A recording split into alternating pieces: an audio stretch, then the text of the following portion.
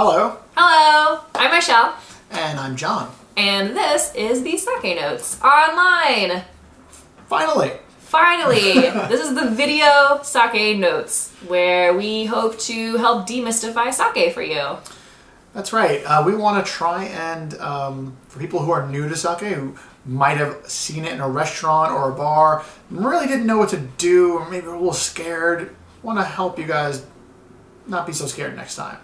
And if you do know something about it, we're hoping that maybe you'll learn something new. Or maybe you can teach us a little something. That would be nice too. There is so much to learn about sake. There is.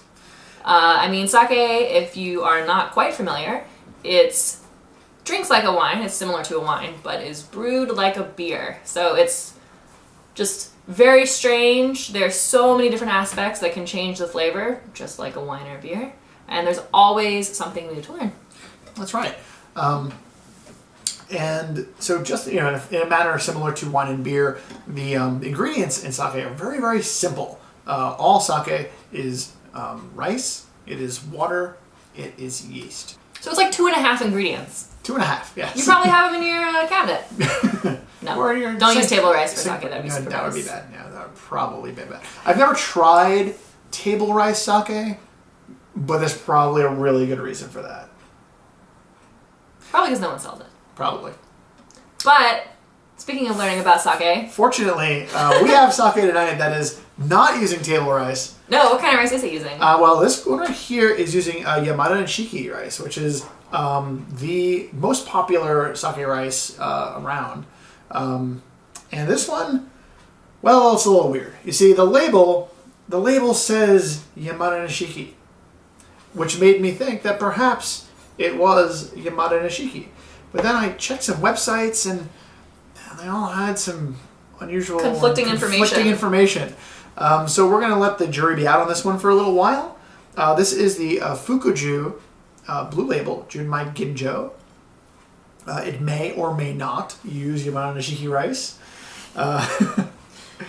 But if it does, then it's polished to 60% of its original size. And we have a very cute episode theme of the battle of the Junmai Ginjo Yamada Nishiki rice sake. And if not, then it's just, If not, then we just had some really good sakes from wildly different regions of Japan. Yeah. So this is actually from Nara, which is kind of west coast, a little southwest-ish. And this one over here, this is the Hakkaisan Junmai Ginjo. It's from Niigata, which is, I believe, the largest sake producing region of Japan, although I could be wrong about that. And that is kind of the northwest, but not quite all the way north. First, we're going to try the Hakkaisan Junmai Ginjo, that we talked a little bit about earlier. I'm not getting much of a smell at all. It's so light. I didn't either. As I immediately put it in my mouth. It does taste slightly floral, I think, though. Very smooth, very crisp, very light. I think that is a function of the Yamada Nishiki rice. I find that oftentimes a floral scent and smooth flavor are what comes with that rice. I find that this is actually a little more fortified, maybe a little richer than some of the other ones I've had, which are a little bit more smooth, perhaps. And that might be some of that Niigata taste coming through. It definitely has, like you said, a rich flavor, but it is a light, crisp on the tongue type of sake. If you were eating with this, if you ordered in a restaurant, you would probably want to stick to lighter food. This is probably more of a fish. I would definitely say like light kind of salad, like something to still let the sake come through. Also, I think this would be great for just drinking on its own. If you're just at home, or if you just want to go to like a jazz bar after work, and this would be a great one to just appreciate on its own. This is a really great sipping sake, I think. But I am a sake sipper. I like to just kind of lay it out on the couch and have a little sake and watch some TV. But yeah, it might be an edge case. We are having these back to back, but we are still drinking water in between. You definitely want to make sure that you cleanse the palate because, I mean, you don't really know what's going to clash or if one flavor will overpower the other. So we're definitely drinking water in between. And if you are tasting along at home, you should do the same. Mm-hmm. So now that we've had our water, this is the Fukuji. It's also a Junmai Ginjo. They call this one Blue Label. Kanpai, everybody? Right away, I can definitely, it has more of a scent than the first one did. It does. It definitely does. I would say it has a much up front, definitely a much bolder flavor right up front. Very round flavor. So I should confess that I recently did a blind tasting event and was completely shocked to find that this was actually my favorite sake of the entire event.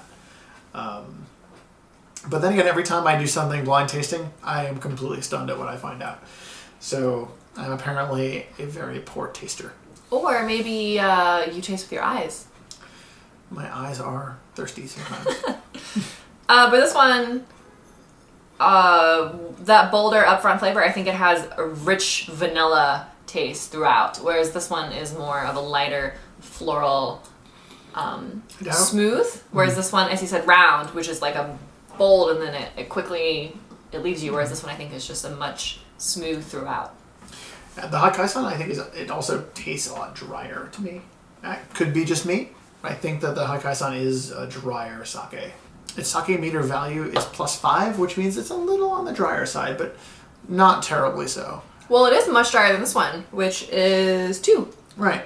So you were definitely right when you said that this one is a little drier. It is drier. I think the Hakkaisan stuff usually errs on the side of dry, which is weird. Sometimes I really love dry sakes. I really get a time. Whereas you, sometimes you really love a fruity sake.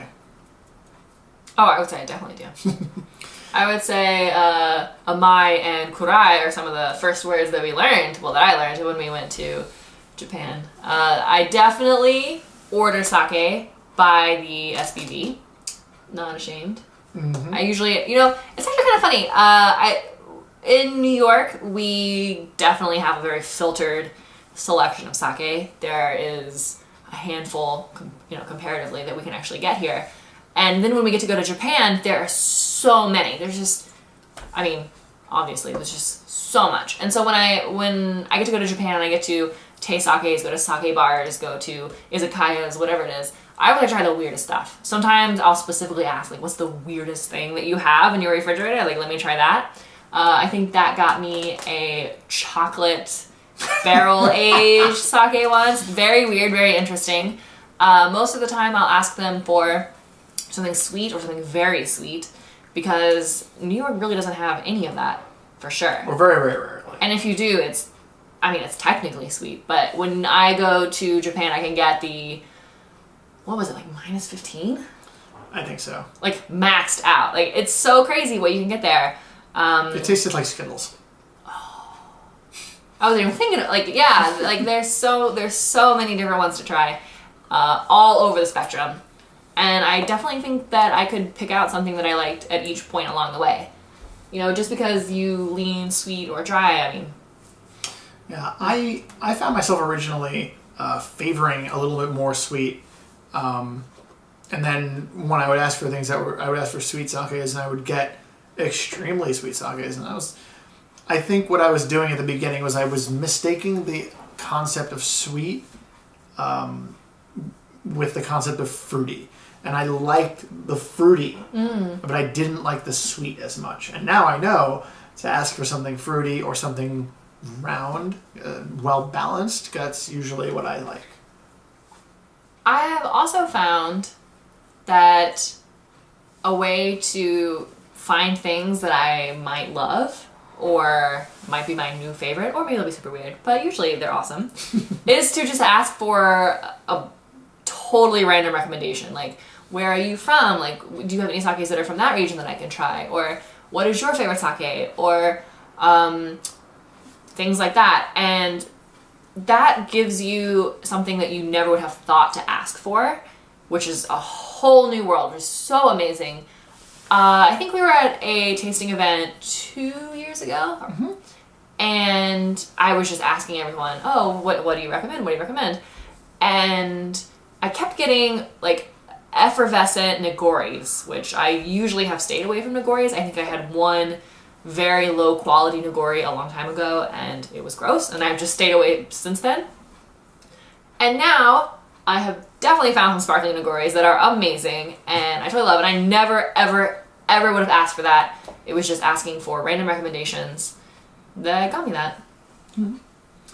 I also found that like when you do your where are you from and give me something from there, I think that sometimes when you have some foreigners go into a sake bar or an izakaya or a restaurant in Japan, and you ask for a recommendation, they're gonna go for the crowd pleasers. So they're gonna go for the big breweries that sell a lot of sake because that's gonna be, that's gonna please the greatest number of people. And if a stranger walks in and they want to have something that's going to please them, it's statistically likely that this will do it. Mm-hmm. Whereas I think if you ask for something like, what do you like? Mm-hmm. Or where are you from? I think you're going to get something that's a lot more personal. And I think that you nail that whenever you do that. You get something that's really interesting that you normally wouldn't have had, even if you ask for a recommendation. Because like I said, sometimes you're just going to get, well, what are the Americans usually like? I think this might have been why I was served so many sparkling Nigoris at that tasting event, but it worked out because I didn't usually drink them. But I guess I looked like someone who did, and now I am. But I think I also got into that when I first learned the words and how to ask for something that was sweet. I got the exact same sake every single time. It was at -15. I can't remember the name of it, but it seems like everywhere I went to had a bottle of this stuff, and when I asked for something sweet, that's what they would give me, which makes sense because it is literally the most sweet thing that anyone has. But yeah, you'll get kind of pigeonholed. You'll be stuck in the same zone. So I think if you are new to sake, you're looking to try it, just go for it. Just totally go for it. And maybe you're not gonna like it, but I think you just try something different next time. If you think about wine or beer, there's white wine, there's red wine, there's sweet whites, there's dry whites. There's so much. If you try a Merlot and you don't like it, try a Cabernet. Try, something white and sweet. There's just so much out there. Right. It's awesome. Yep. It's the same thing with sake. You just keep tasting and find what you like. You're going to find sake from different regions. You're going to find sake using different rices. You're going to find sake with different grades that goes with different kinds of foods. I mean, these are probably the same type of rice. Maybe. Milled to the same, they're the same level, all of that. They're just from two different regions. And they taste completely different. Yeah. So, I mean, try your little 1 cups. You can ask for tastes. Sometimes if you're in a restaurant that has bottles that they'll serve you a glass out of, I don't think I've ever been anywhere where they would be against just giving you a taste to let you kind of try a few things. Especially in Japan. Yeah, ask your waiter, ask the bartender what they recommend. Don't be scared. It's going to be awesome. Don't be scared. You'll have a great time. But I think with that, we're going to call this a show. So this was our our first show, and I want to thank you for joining us. This has been in the works for a long time. We've been kind of trying to chip away at the edges here and make something that we can be really proud of and really informative really for you guys. Yeah. So if you liked it, let us know. Yes, let us know. If there's something that you want to see, let us know. You can find us on Instagram, on Twitter, on Facebook. It's always The Sake Notes. You can find our website, thesakenotes.com. We have an Instagram.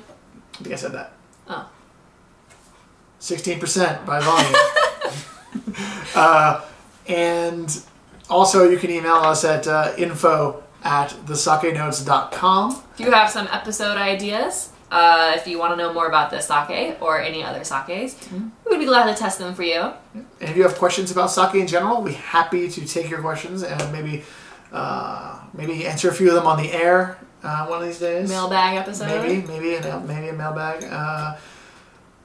So join us again next week, or we're going to have different sake, and we're going to be talking about different things. Eventually, in the near future, there'll be guests.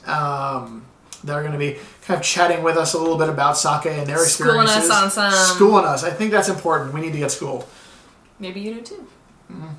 Anyway, thank you again for joining us. See you next time. Kanpai. Bye.